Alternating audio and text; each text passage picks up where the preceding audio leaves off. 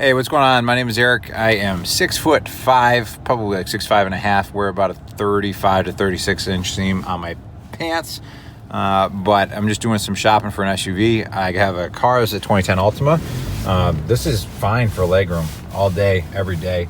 But I can even take the telescoping steering wheel, put it up a little bit more, and then it's even more ridiculous. But, you know, 2 kids, gotta get something else because car seats ain't working now, right? You just put that base in. Got a second one on the way. Scared to death. So what I'm gonna do is show you a bunch of SUVs and how my legs fit in there, along with headroom. You can see right now I got about a fist with a little bit of wiggle up here. But I'm gonna show you this all real quick, just so maybe I can save you a little bit of car shopping and let you do some from home first. This is a Honda Pilot. Leg room. It's hard to say because it's the first one I'm going in. You can see right here, if my leg is kind of sitting like that, I've got about that right there. And that's with this steering wheel tilted all the way up. It doesn't have telescoping, and I also don't know what year this is. I'll have to figure that out. But I don't know. As much as I want to like this, it feels kind of tight, to be honest. But headroom wise, I'm pretty good, even with a sunroof, which is kind of nice. I do feel headroom wise pretty good, but I don't know if this is what I'm looking for or not. We'll see. I gotta try out some other ones here. 16 Buick Enclave. One thing I'll say is the Honda Pilot, I like the armrest system better for comfort over there, because this is just one big solid armrest that you move up and down. But for legs, kind of similar. This does have telescoping, like it's actually got a power motor, but that's with it all the way up and out.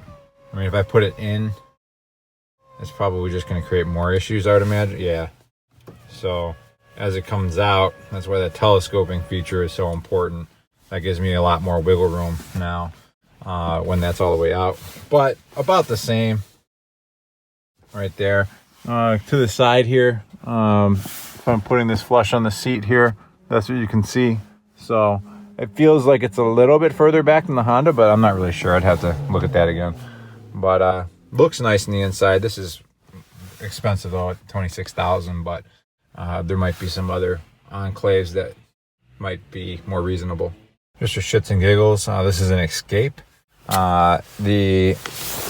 I'd say more so it's the feeling in the seat that feels very compact, like side to side.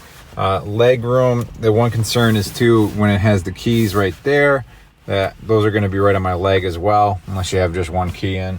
But yeah, I would say I just feel like massive inside of this car, like I am a giant, which I am. All right.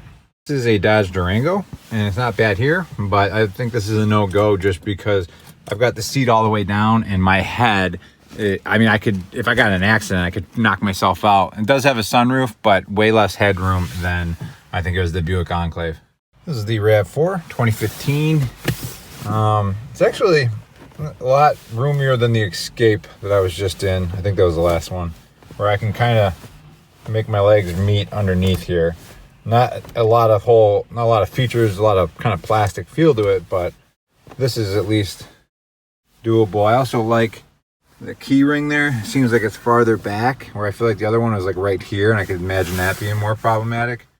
But headroom is not as bad too. I think the Dodge Durango is the one that I said like I could easily hit my head, and this one I gotta kind of jump out of my chair to do. So that's not so bad.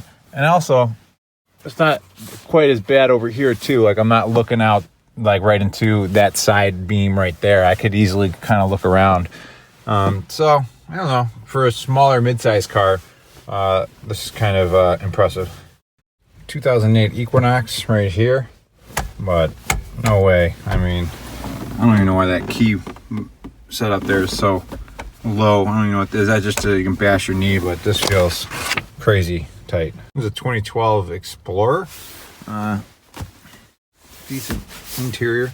As far as the legs, this has been the best so far, as you can tell. I mean, the one thing is it does have like this bottom of the steering wheel base, I can hit my knees right there. You know, if I went back, I can touch my knees if I'm really sitting up. Yeah, but as far as the space right here, that is far and away been the best. Kind of surprising. Keys is just a push button, so I don't have to worry about that on my knee space there. And there's actually a telescoping steering function right here, which is good, but I wish they put it on the other side of here, because that, when I come across, I actually rub my knee on right there. But I'm kind of being picky right there. As far as this has a sunroof, so I've got, I don't know, probably about 2 inches it feels like. So as long as I didn't hit any crazy bumps, I should be fine. It's not like the Durango was.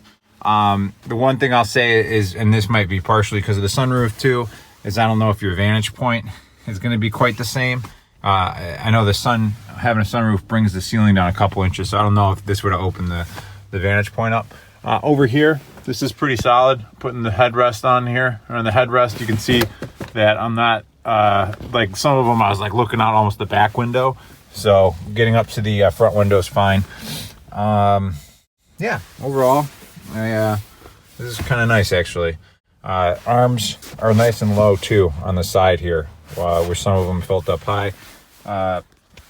This is okay. I do prefer, like, some of them had a little armrest on each seat, which I kind of liked, but it feels roomy in the front here, which I like compared to some of the other vehicles. This is a 2014 Edge, and no sunroof, so whenever that's the case, I usually am always all right. I got about a whole fist sitting here. Looking at this right here, I mean, if I really squeeze back, it's not as roomy as the Explorer, and it's got that same kind of setup underneath, where I'm like, I wish they took that telescoping steering function and put it on the side. This one's also got keys, so I guess that's kind of something to consider if you got a key sticking out there. That's just one more thing impeding on your leg space. Not bad, but I would say overall just doesn't feel quite as roomy compared to the Explorer. But you know, that's to each their own, I guess. I don't really know. I think it's got a lot of three different functions here on the back, but I do have it all the way down and back. I just want to double check on that. Oh, never mind. I just got a couple extra inches. So, wow, yeah, I should have done that first, huh, guys? Well, that's pretty good. Just barely catching the telescopic steering again right here, but overall, not too shabby. So I would definitely say that this is a possibility for sure. This is the 2015 Flex from Ford. Pretty sure my wife would never let me buy this because she hates boxy cars, but that's pretty darn good. Again, same with the other Fords. It's got the telescopic steering down here, but for whatever reason, this one doesn't even touch. So that's pretty good there. As you can see, headroom wise, I got about a whole fist right here, and that's with having a sunroof, so you can see the beautiful crystal snows of Buffalo. Out the front here, as far as visibility, not too bad. I wonder too, if being so tall, I could see the street lights out of the sunroof instead of out the front windshield. But yeah, this I mean, that's got to be the best so far out of the ones I've done. Like, I'm not hitting anything any of the times here. So that's pretty great. As far as, yeah, it's got a push button start, which is good too on this one. So this is a 2015 Flex. Out the back, I mean, these things are like hearse. So you definitely got, that's weird. You got two different sunroofs in the back there. But yeah, I don't know. This is kind of interesting. Like I said, my wife hates the style of these type of vehicles though. So we'll see. Dodge. This one's in a weird packaging. This is a 2019 Caravan. This is another one my wife won't go for. But you can see that's pretty good right there. This has, it looks like it's got a key up here. I don't think that'd be issue as far as me hitting that, but it may, if you had keys dangling, I think they would kind of sit there and be at your knee. Unlike the Ford, I know, just like the Ford does have the telescopic steering. adjustment underneath. So this is with it up and out all the way. But you know, people knock minivans every once in a while. I'm getting a little bit of catch right there. But I mean, when are you ever going to be driving like this? Like, hey, just going on the thruway. Yeah, no. So what I would say is it's pretty good there. Headroom, as you can see, I've actually got a little bit more than a full fist, so that's pretty good. And then yeah, that feels pretty good. And of course you got the advantages of a minivan if you can just live with the fact that you drive a minivan. So I like how they use like the red stitching on the black seats to make you feel like you're, you know, Too Fast, Too Furious 46, but you're still driving a minivan. But I got no problem with it. Who cares, right? All right. This one didn't have a book in the compartment, but this is a Nissan Murano. As far as legroom, not so bad. All right, that's pretty darn good. It does feel probably a little, I don't know. It feels all right, but looking out the front windshield, this up here to me feels tight, but this is the worst part, is I've got the seat, I think, all the way down, and you can see that I could, you know, I can't even get a fist there. And again, that's because you do have a sunroof here, so this is not gonna fly. So despite the great legroom, which is kind of comparable to the Fords, if not better, I would say that just from a safety standpoint, I don't know if I'd want to be hitting my head off a ceiling of a car in an accident or something, but yeah, I don't know. That's kind of a bummer because it does have really great legroom here. Maybe a Murano without a sunroof would have, you'd get about an extra inch or two, and then you could work with this nice legroom here, which is nice. One of the things to consider too, which you can't really see, are the pedals. You know, you want to consider that when you're thinking of a car for yourself too. All right, this is a 2015 Equinox. What you can't tell, it's got pretty good, I mean, you can see this, it's got pretty good legroom down here, right? Now look at that. But what you can't tell is it smells like smoke in here, which sucks. But the headroom situation, no sunroof. So I've got a fist and a little bit of space to kind of jostle like that. So that's more than a lot of these can say. Looking out the front here, again, you're kind of just taking my word for it. Okay, feeling right here. Definitely feels like more, less spacious than an Explorer did, but I'm sure, maybe I'm not right, but Equinox might be cheaper than a Ford Explorer, who knows. But we're just looking at this mainly to give you this idea right here. So that's pretty good. It feels good too with the length on the pedals too down there. So that's kind of nice too. All right. Oh, so easy with a car right here, right? I got room all day down here. And I mean, I could even bring this down. I usually don't even drive with this all the way up. I'll drop this. This is a Nissan 2010 Altima. No problems here, even with that down. I can put it up. Hey guys, thanks for watching. So this is actually the vehicle I ended up with for myself that I really like. The car shopping you saw before is actually from about 1.5 years ago. So I ended up getting my wife a Ford Edge because she didn't want something quite as big. We got a 2011 Ford Edge, just kind of, you know, something used. We don't really drive a lot. But what you're seeing right now is this is a Toyota Highlander. So if I take this right here, you know, this is really good legroom on this. So I'm going to flip this around and I'll show you from the other angle. You can see I wore my fancy pants for you. I've got my sweatpants on, but I mean, I can do this all day on this one, no problem. You can see I'm not hitting anything at all underneath, and that's with my foot on the brake. If I bring it over on the gas, it's even better.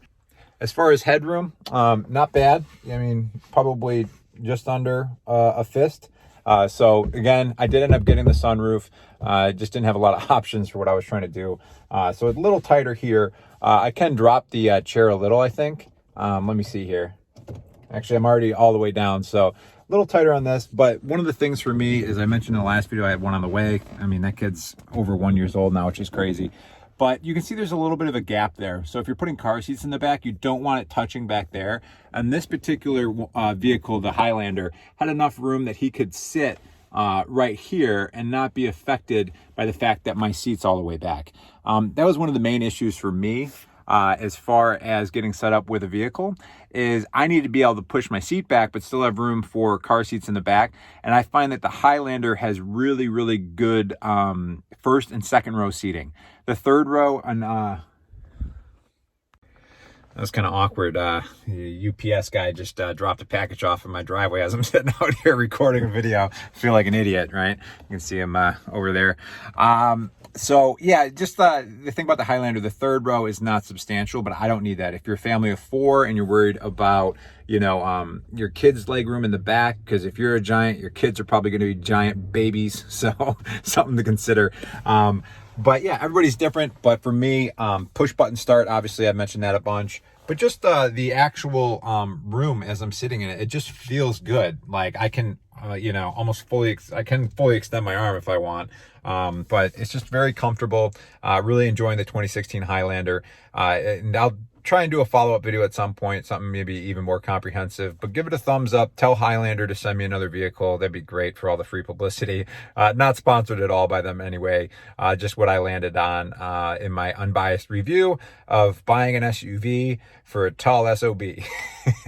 All right, guys, so the video on the screen right here, if you're tall like me, it's going to walk you through different things like the best standing desk for a tall person, or just, you know, where you can find some good clothes for a tall person. Actually, this right here I got recently, and I've been really enjoying it.